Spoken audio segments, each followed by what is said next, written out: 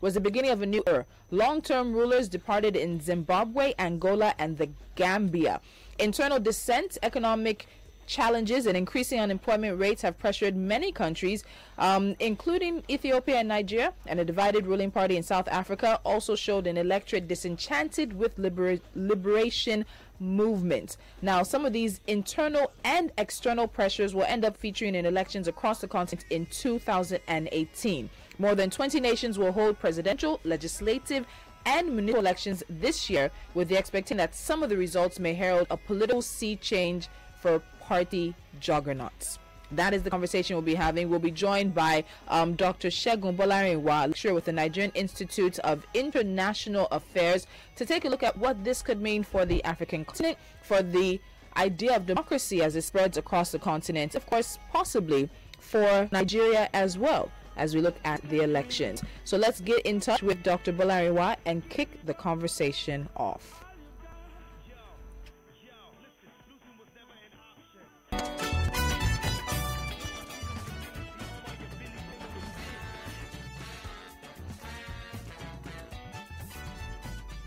Hello, good morning. Good morning. All right, fantastic. Dr. Bolarinwa, good morning to you, sir. Good morning. All right, you're on live. This is Breakfast News Digest with Tolu and Dapo, and we'll get straight into the conversation looking at some of the elections. Let's start with the election that held in Sierra Leone this past week, and of course we're still waiting the full 100% results, but it came out that opposition candidates, former military head of state Brigadier General Jis Mada Bio, pulled ahead slightly over the traditional party in the polls. Now, did you think this was what was likely going to happen, even though it's looking like there is a possibility for a runoff in the Sierra Leone elections? Yes, you are very right. What is happening in Sierra Leone now? It will be a reflection of what has been going on around the region, or if I would say the continent as a whole. Only recently in Liberia, the opposition party led by the former World Footballer of the Year, Mr. George Okonwe, won the election in that country. The same thing is trying to play out in Sierra Leone. And Brigadier General Julius Maada Bio is the leader of the opposition party. It's not only that, he was a former head of state. So it's likely, according to the National Electoral Commission results released about 75%, done by Mr. Mohamed Kote, the National Electoral Commission chair. Mr. Gerald Julius Mandabio is leading about 848,438 votes, and that's about 43.33% of the votes. While the traditional party flag bearer, or the ruling flag bearer, All People's Congress, the APC, is following with 833,519 votes. That's about 42.7% of the vote. While other candidates are trailing. Of course, the same candidates are contesting for this presidential election, and that two of them are women. Apart from that, the National Electoral Commission mandated by the Constitution to release all of the 100% results by 1 week, within the framework of 1 week. So before the end of the week, we'll be awaiting the results from the National Electoral Commission. Beyond that, for the Sierra Leonean election, it's always a two-round system prescribed by the Constitution. Within the two-round system, a candidate can be declared a winner if in the first round like this, he gets up to 55%. If such a candidate does not get up to 55%, that means there is going to be a rerun, or what we call a runoff. There will be a runoff election, and that will make the second round. Apart from that, the Parliament of Sierra Leone has been increased since 2012 to about from 100 seats to about 132 seats now. Out of those seats, the Paramount chiefs, they have about 12 to be nominated by them. So we are waiting for the remaining 25% of the entire results of the elections to be released. Then we will know where the pendulum will swing to. But as it is, the opposition is leading, but that's not even the big news now across the West African region, or let me say Africa as a whole again, because the news of the elections have been heard. Even Nigeria is a good example. Yeah. In 2015, the opposition led and won the election peacefully, and the same thing has happened in Liberia, as I said. Yeah. The same thing is also trying to happen in Sierra Leone, that we are discussing, and it's also trying to happen across the board. So we now see it's like the wave of opposition taking over the government or taking over the reins of power across the board is already on the move. And it's interesting you talk about this point, because there was, well, not everything was elections, but a lot of, excuse me, movement in 2017. Now, long-term rulers, Zimbabwe, long-term ruler gone. Angola, long-term ruler gone. The Gambia, long-term ruler gone. Not necessarily through democratic transition and voting, but literally the fact that the people were actually fed up. And it leads me to the next question. Now, is there an awakening? Are you seeing an awakening in the voting pattern across the African continent? It seems that the electorate is tired of the status quo, and whether they vote out the status quo or they find a way to force out the status quo, is there change? Are we seeing change actually sweep the African continent in terms of election and parties and primaries and even voting patterns? Yes, you can see a big change across Africa, and also a change in the voting patterns of the electorate across Africa. Just like you said, look at what happened with all the power, incumbent power of President of Gambia before President Barrow came here as an opposition. We have also seen it everywhere. Look at what happened in Zimbabwe. Look at what happened in Angola. It's also happening across board. Look at what happened in Nigeria. So it's a serious wave, and Liberia was the newest, and the most recent. So now it's happening in Sierra Leone. There's a very big wake-up call, and I think something big is happening across Africa, where people's votes will now count. But like before, in most cases, when people's votes don't count, they are counting because people are choosing who they want, and that's what we call popular vote in the literature. A popular vote is a reflection of the votes of the people in choosing who they want or who they want to be in power to rule them for a certain number of years. So it's playing out in Sierra Leone now, and there's that wave of change across Africa. We hope some of these changes, or as this change occurs, we get a better result out of it. All right. Good morning again. I'm to have you on the show. A quick, let's go on here. Is Mada Bio's success so far a vote of confidence for his previous regime as military head of state? Are there, I mean, knowing fully well that we have about 16 candidates, and Mada Bio is leading at the moment? Yes, sir. Well, it's a reflection of people's confidence in him. When he was the head of state, he was known to be a very disciplined person. Though the military head of state, he did his best, and he was one of the immediate post-war leader of Sierra Leone that tried to stabilize Sierra Leone, both during and after the Civil War. And, to an extent, people are also losing their confidence in him. Again, it's an opposition leader now, and apart from that, it shows that the incumbent president, Kuruma,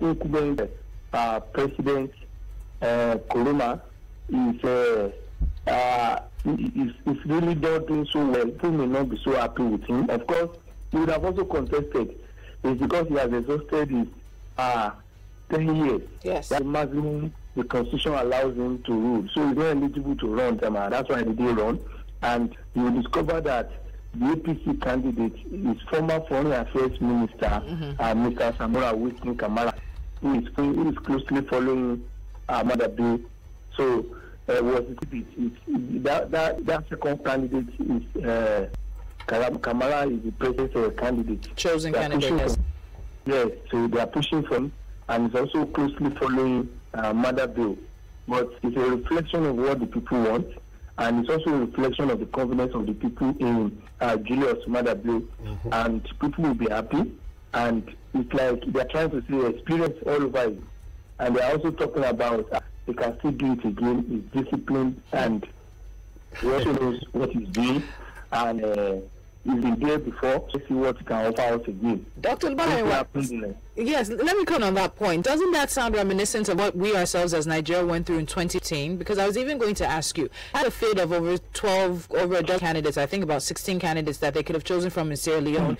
But some people would say they went back in time. They chose somebody who had ruled them before. They chose somebody who was a military ruler. There's some linear tendencies you can read between the Sierra Leonean elections and what we Nigeria went through in choosing President Muhammadu Buhari in 2015. And the part of my question also is, do we Africans tend to be more afraid to move forward, and we might gravitate towards the comfortable and the known versus taking chances on unknown quote-unquote entities and candidates? No, really. Nigeria also went through the city, but if you know the case of Nigeria, the truth is that Nigeria was fully decayed. I can say it anywhere. I can beat my chest anywhere. Nigeria was really in both political, economic, social crisis before 2015. And that was why Nigeria had to change the batting. And in all sincerity, please, devoid of all politics now at this platform, Nigeria, what has been bastardized, what has been spoiled for many years, cannot just be built or rebuilt in days, not even in 4 years. The Japanese will say no one builds his house from the roof.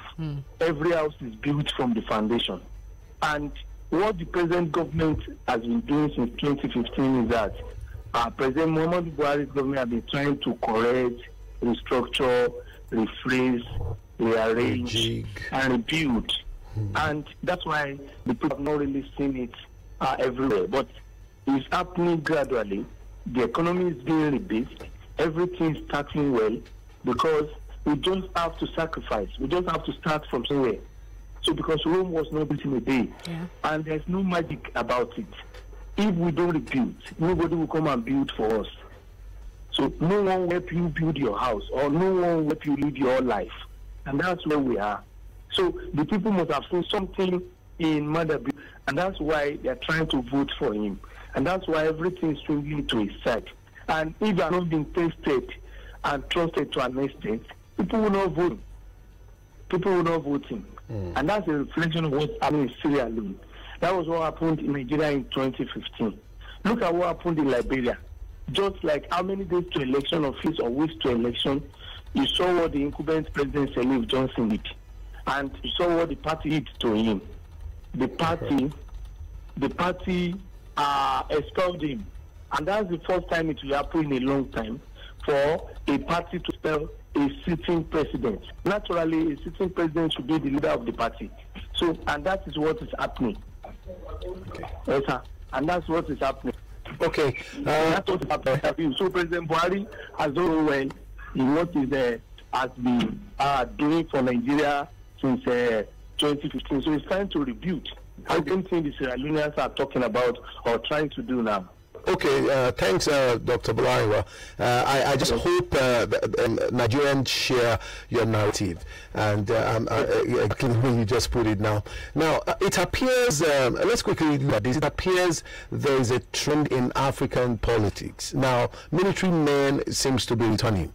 We have former President Olusegun Obasanjo, Muhammadu Buhari, Maada Bio, and the likes of Ernest, Nanangwa, who has a secret service background in this. Is this becoming like a trend in Africa to have the military guys return, even after dropping their khakis and they come back into active politics? And then again, don't you think that we seems to be having the politics of persona playing ahead of a political party, or whatever political party they represent? Well, that the return of military men in Nigeria or in Africa or across board does not mean anything. It doesn't really mean anything. The reason is that most of these military men are experienced. They are there, they have seen it all. They experienced governance, either in a khaki way or the other way you may think of. So this time around, and it's not just happening in Africa. If you look at the history of the American presidency, for example, you will discover that former presidents, former military men are generalizing one ruled America. He was a military person. He retired or left the military and contested the election. There are so many other people who did that. Not only SNY alone. Senior Bush was a naval secretary. Senior Bush, before he finished as a military man, I was vice president to President Reagan, Ronald Reagan. So before he now became the president in 1988. He was president 88-22 before Bill Clinton came in. So all of these things is not only happening in Africa, it's not only a way. They are just come back to also contribute their quota, even as military personnel or even as military persons, and not that all of them were directly in governance, but because they experienced it, because they saw it, and because they try it again and they can overcome. But to a good extent, we're seeing what Obasanjo did. To also a good extent, we have been seeing what President Muhammadu Buhari has been doing, trying to lay the foundation, trying to restructure Nigeria, trying to reinstitutionalize Nigeria, and trying to build institutions. So let us see what will come out of all of these things, and let us see how people are convinced enough or be made enough to see how things will go. But I know that it's not a sin for former military generals, former military personnel, or those people who have been here for a long time, hung their khakis and they are coming back to do something now. It is not a new thing, please.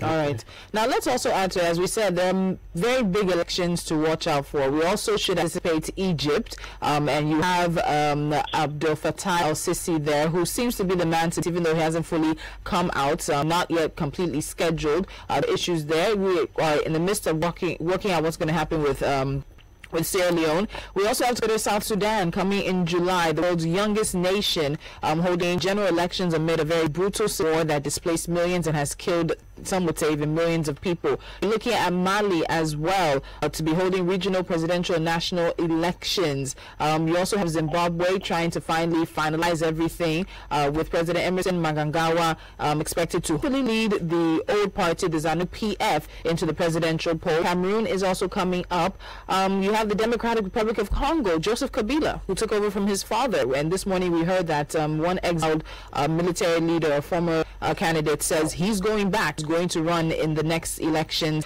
in the Democratic Republic of Congo. You also have Libya, that has not yet been announced, but these are massive elections taking place across the African continent, some in areas that are still seeing destabilization.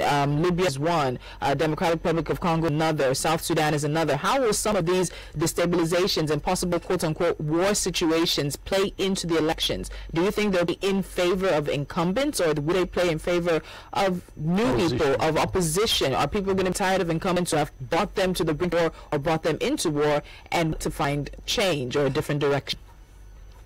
Well, the elections could go either way, and that's what you just also have chronicled.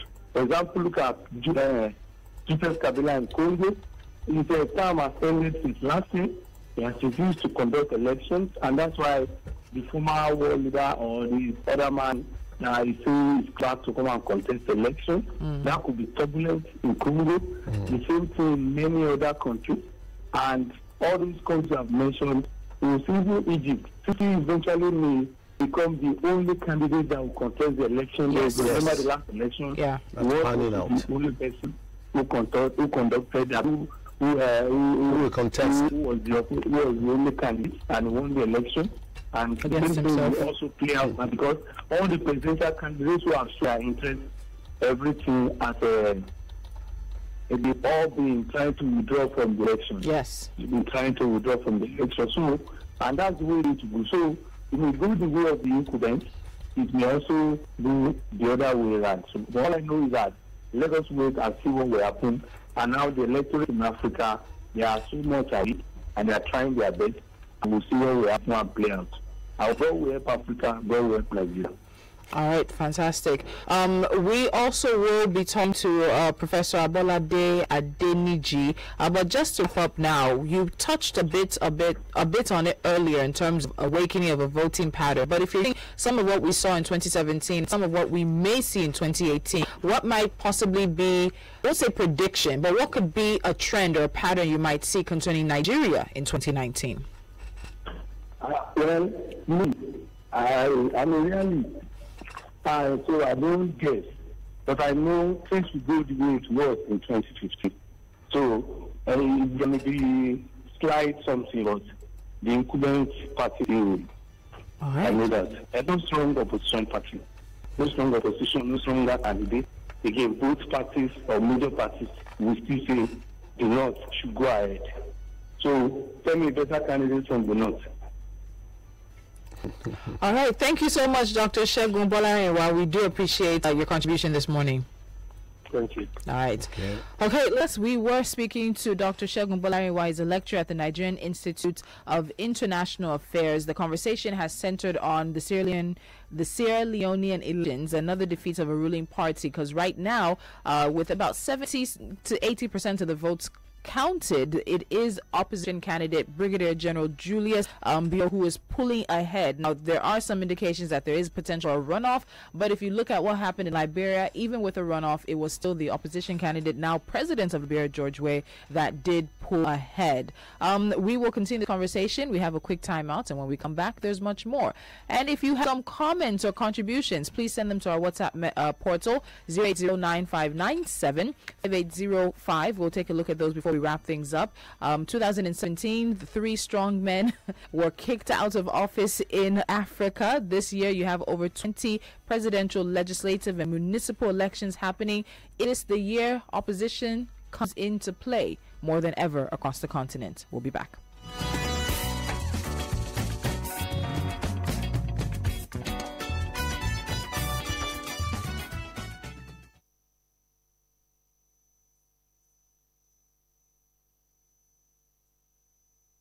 My name is Tolu Adeleru Balogun. I currently host Morning Crossfire. I'm here to tell you that you have to get your PVC. Your permanent voter's card is your power, and in your hand you hold the power to make any necessary change that you want in Nigeria.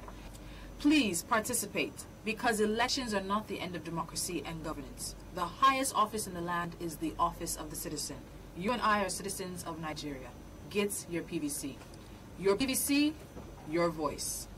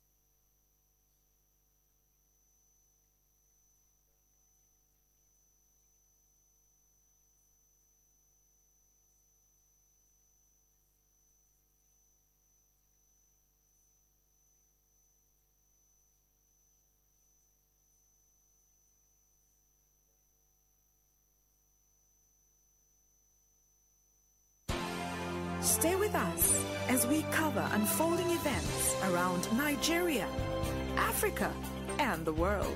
All the news, all day, every day, right here on Nigeria Info. 99.3. 99.3. Nigeria Info. I am listening. We connect you to the world. We connect you to the vicinity. We are Nigeria Info. Listen to me, I said this is a real situation and the government has to do something about it. What are you trying to insinuate? All these people looting Nigeria's money? This is Nigeria Info, in the heart of Nigeria. 99.3, we are Nigeria Info. Trending news, newspaper reviews, sports and analysis on current and rising issues. The Breakfast News Digest, 6 a.m. to 10 a.m. every weekday on 99.3 Nigeria Info.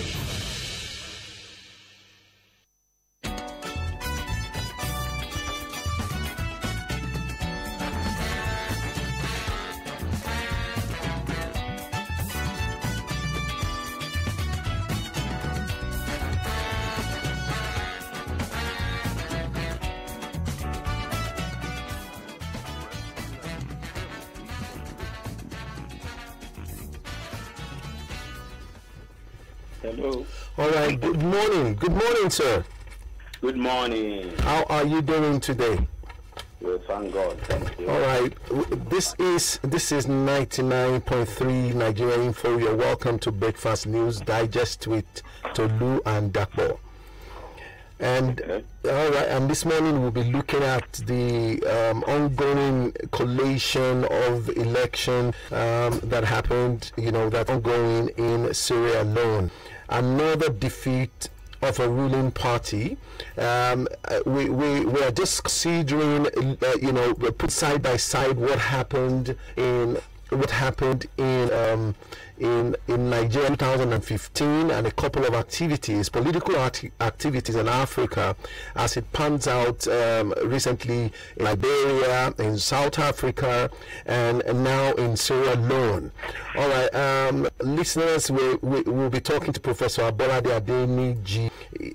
History and International Affairs is former Dean of Arts of Lagos State University. All right, Prof, good morning once again, and welcome to our show. Good morning.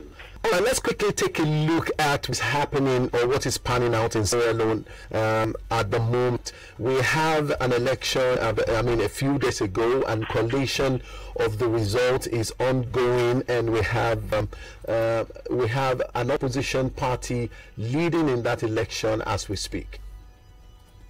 Well, thank you very much.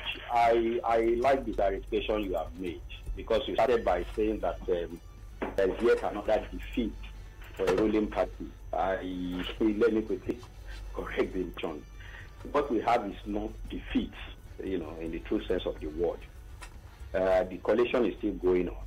At any rate, okay, if nobody has 55% of the votes, but now then there will be a runoff. It is only after we can talk of victory or defeat. So please don't let us create the impression that the election has been concluded. But I agree with you, that it's significant. 20 years ago, it would have been unthinkable to have an opposition party trumping a ruling party. But we've come some way. There have been some beautiful things happening in parts of Africa, and we really welcome it. You cited the example of our dear country.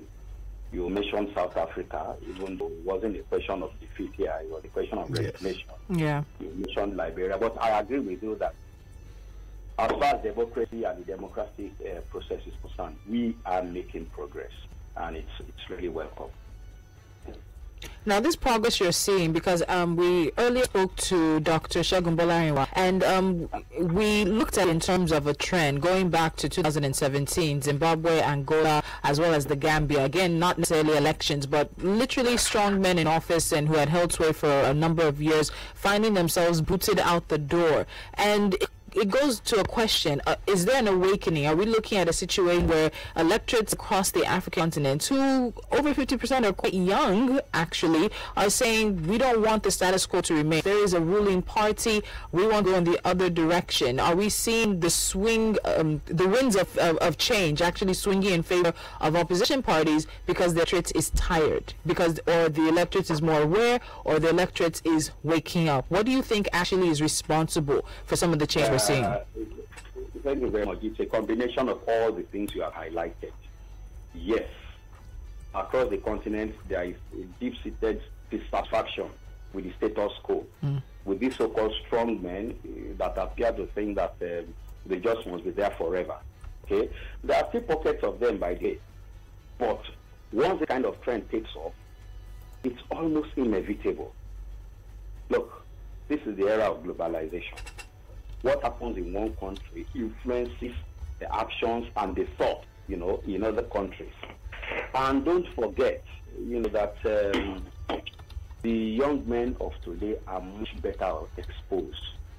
ICT has made it possible for them to draw inferences, to draw instances, to compare.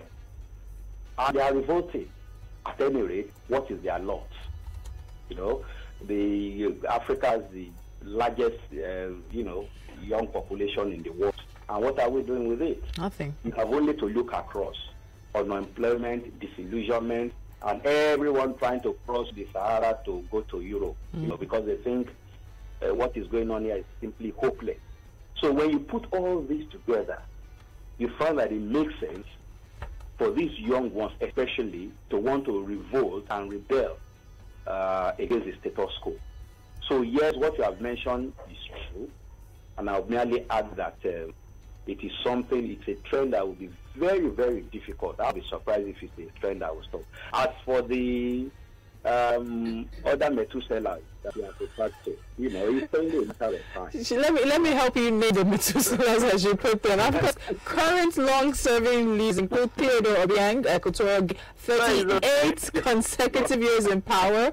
Paul Biya, Cameroon, 35 consecutive years in power. Yoweri Museveni, Uganda, 31. Omar al-Bashir, Sudan, 28. Idris Deby, Chad, 27. Isisi's Aferiweki, Eritrea, 24. Congo leader, I've never been able to say his name, excuse me, 20.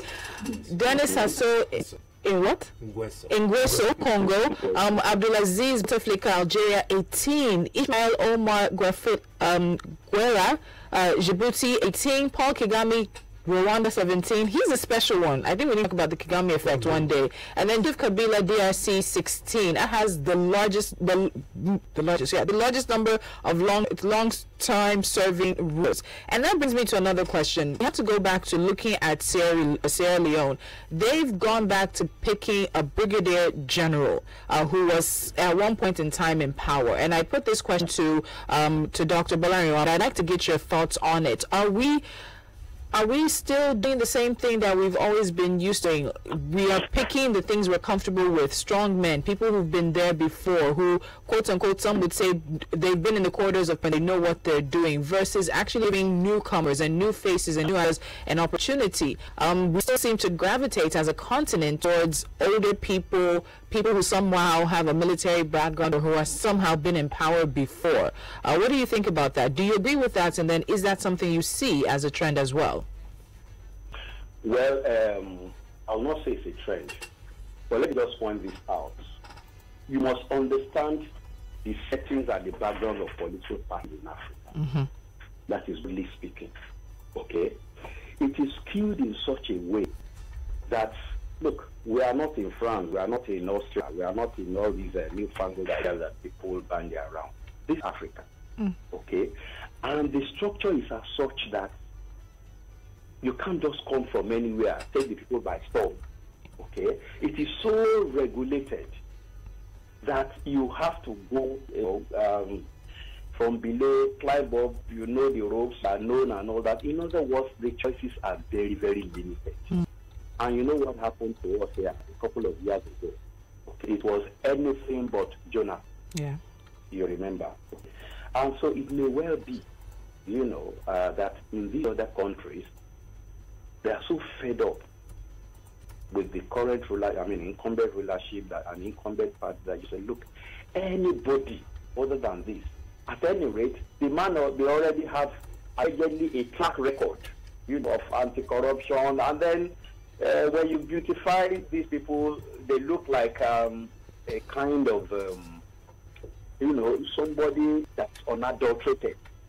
And then it's easy to voice them. Now, what will come out of it is another matter, okay? That people will have to bear the consequences. If it works fine, if it doesn't, they have made their choice. But I'm particular about the process, because the process is as such that it is so narrow, it does not easily lend itself to change, and it does not easily accept these newcomers we are talking about. Okay? So you must understand what is happening. What you call change in this country is mostly recycling, of what has been there before. But I insist that still is set in the right direction. Okay, let's quickly look at. I try to understand. Let's get your perception to this. Do you think Africa is witnessing Putin persona, the person, or individuals ahead of party structure or whatever party affiliation, because it seems to be playing out in elections, already, across Africa. People seems to vote for an individual. So it really didn't matter whatever party they represent and all of that, they just go this individual. Do you see this trend playing out in Africa elections? Yeah, I agree with you to a large extent. Okay, because if you cast your mind back, some 20, 30 years ago, well, it was even in a very few countries that you had elections. And where you had these elections, the results were already a foregone conclusion. Okay, and the ruling party, if you wanted position, all you had to do is try to get the seat of the ruling party. And that's it. You are as good as there. But in recent times, we have seen a situation where two things have happened. First, the electoral system is being gradually purified. I use that carefully. It's not yet purified yet, but you can see an improvement. The Sierra Leonean Electoral Commission, for example, I have read the report of the foreign observers, and the EU especially had very kind words. They called it, if I recall, transparent, credible, well organized. What it means is that, look, we allow this process to be transparent, to be credible. You'll be shocked at the number of new people that will be thrown up. But it wasn't like that before. So that may partially explain what you have alluded to. But I think the more important thing here is that, yes, these are the days where you can x-ray an individual, especially in the new media. Okay? We know his antecedents, we watch him carefully, and we make up our minds based on that. And political parties are especially more careful now, unlike the past where you are assumed that, look, just fill in there, nothing happens. So on the whole, yes, I agree that we are witnessing a subtle change, maybe not evolutionary change, but a subtle enough change that may come out of a significant change, in the near future. All right, so let's also bring it back home to Nigeria. So we're watching about 20 or more elections happening on the African continent this year, both presidential, legislative, as well as municipal, so the lower level ones. But people would also wonder, we have an election that will be highly, highly watched. The U.S. told us they are looking at our election as a priority in 2019. And it seems that we don't want to be part of the wave. So we ended up having our own election next year, where over more elections are happening this year. But is there anything you see that may be an African trend that could play out in the Nigerian elections in 2019? You've really got to play God, okay? But let me just say this. There is no way what is the wind blowing across the continent will not leave some kind of impact on what obtains here. That's number one. Then more importantly, okay, the days of this is the ruling party, and this party has brought this person, and the matter is decided. Those days are gone. And I can bet you that our electoral commission, it's not a matter of choice this time, can now return to the days of 2007, if you know what I mean. Okay, I hesitate to mention names. So, obviously, we have passed a particular threshold. We cannot turn to that. And the implication of that is that for those who invest, not so much in convincing the masses about, being voted for, but invest money in election rigging. To be sure, it will not be fully eliminated, but I can tell you that the margins will become narrower, so much narrower that the average politicians will realize that it is better to invest, in campaigning and working on minds of people, other than sitting down and hoping that one court, you can get judgment from the back door, or that at the end of the day, it doesn't matter what the people say are the votes. You have other means of getting to power. It's a process that, if you ask me, almost irreversible. It doesn't matter who is heading the commission now. Of course, the man there is credible enough. Okay. But we know that it is not so much him, but the entire apparatus. But I can tell you that if I were a politician, I'll sleep with one eye open, because I know that the days of this is it and it is done, those days may well be over. That's what I did. And you should also note that the world, I mean, the United States have spoken, okay, though I think that's a bit patronizing, but the US has spoken. Others are also very, very concerned about what goes on here. Nigeria is not just one country. This is Nigeria. Huge population, sophisticated middle class, those who are making waves all over the world. The world actually wonders. They cannot reconcile the quality of some of our personnel with what we have at home.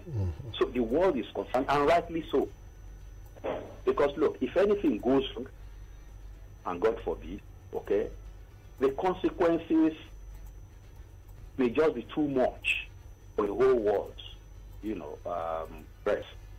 So they are concerned not so much, again, because of the love they have for us, but because it's also in their own interest to make sure that everything works well here.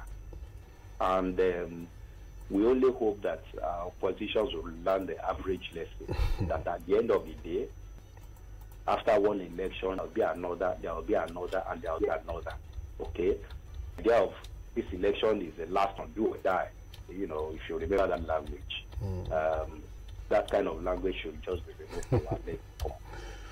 That's what I believe. All right. Professor Adeniji, another very quick thing I want us to look at. Let's consider the political terrain in Nigeria.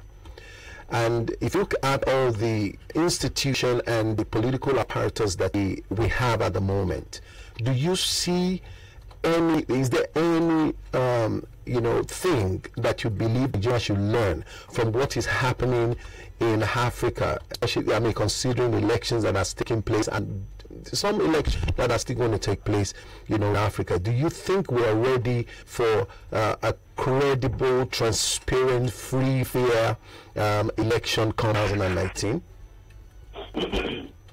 Transparent, credible, well organized, free, fair.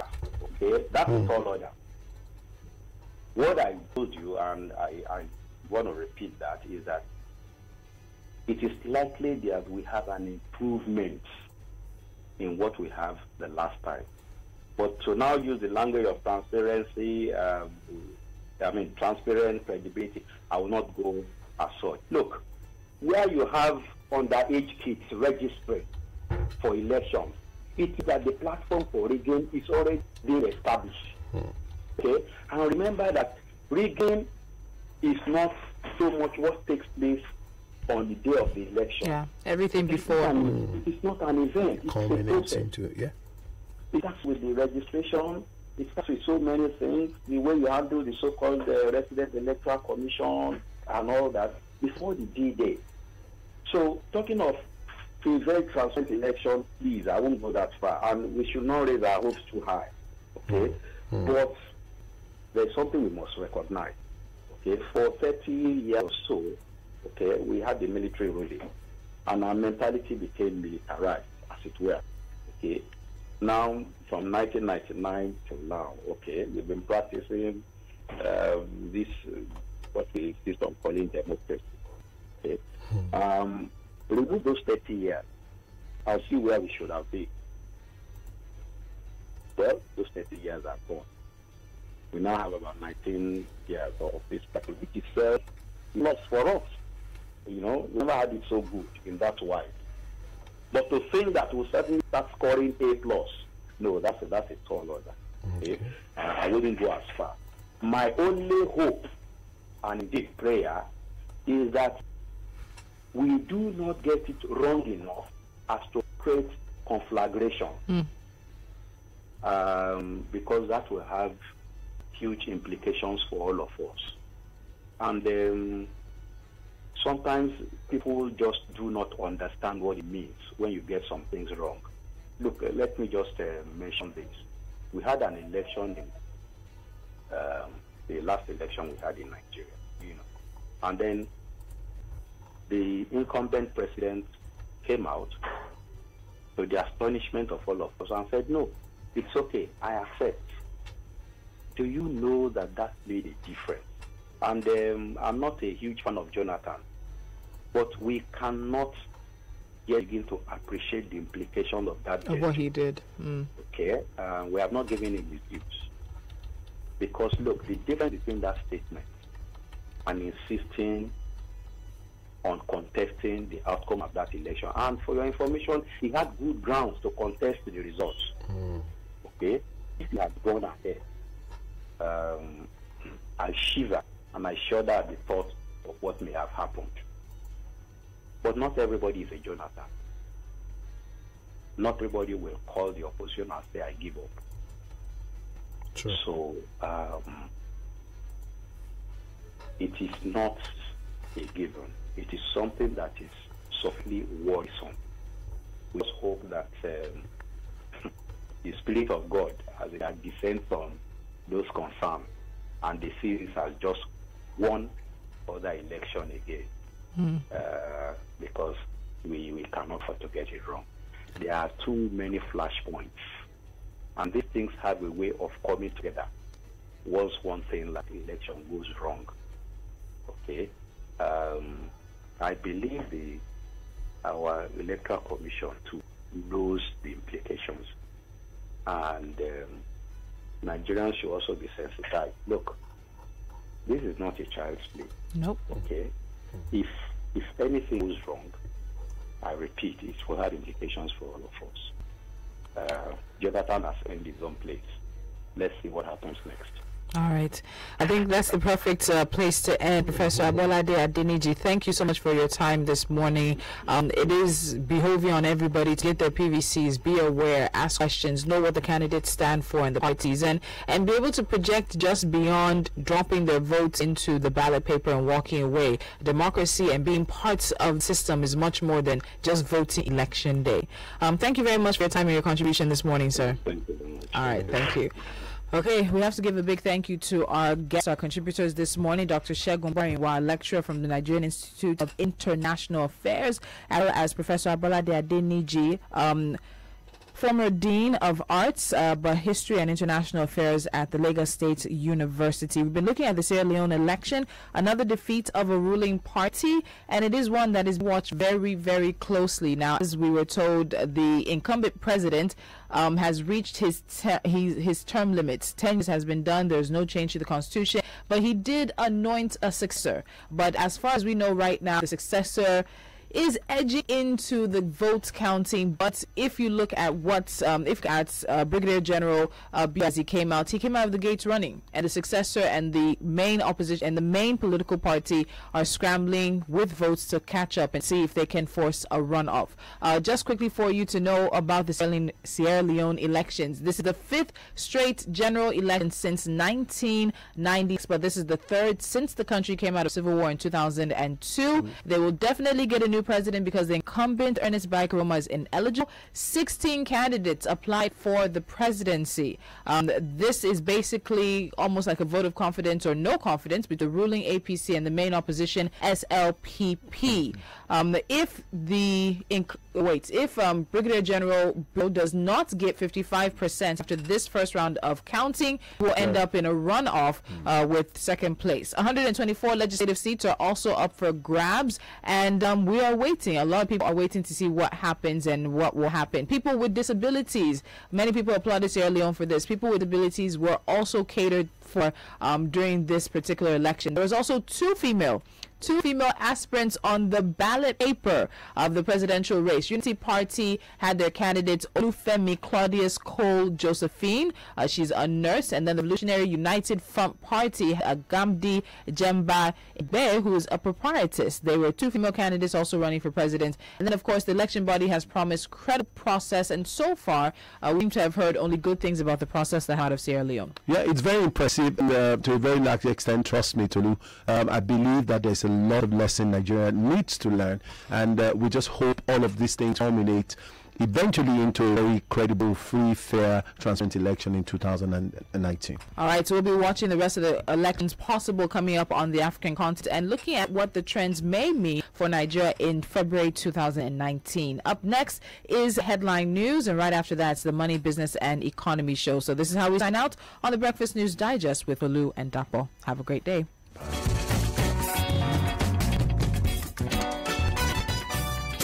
You are tuned in to 99.3 Nigeria Info. News on 99.3 Nigeria Info. My name is Tolu Adeleruba. Headline news. I currently host Morning Crossfire. I'm here to tell you that you have to get your PVC. Your permanent voter's card is your power, and in your hand you hold the power to make any necessary change that you want in Nigeria. Please participate, because elections are not the end of democracy and governance. The highest office in the land is the office President of the Muhammadu citizen. Buhari said he is surprised the Inspector General of Police Ibrahim Idris disobeyed the directive to relocate to Bedford State to address the crisis between farmers and herdsmen in the state. Vice President Yemi Osinbajo has decried the low impact of commercial